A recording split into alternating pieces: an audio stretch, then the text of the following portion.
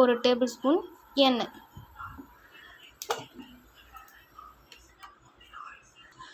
எண்ணெய் காஞ்ச உடனே கொஞ்சம் கடுகு பொரிஞ்ச உடனே கொஞ்சம் சோம்பு. கடுகும் சோம்பும் பொரிஞ்ச உடனே கீறி வச்ச பச்சை மிளகாய்,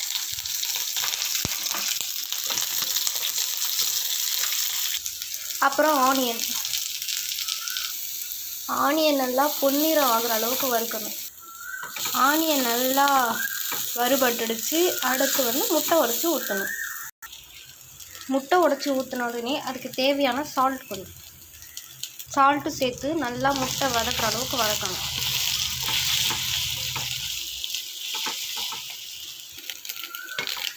முட்டையும் நல்லா வதக்கியாச்சு.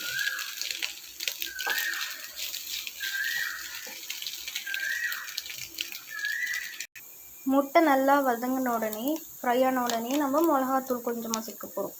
சில்லி பவுடர் தேவையான அளவு.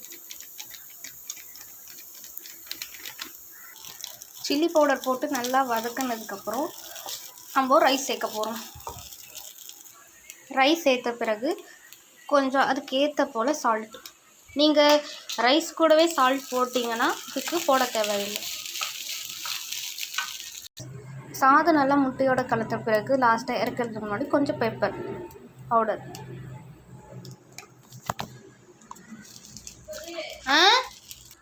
பெப்பர் பவுடர் சால்ட்டு கூட பெப்பர்.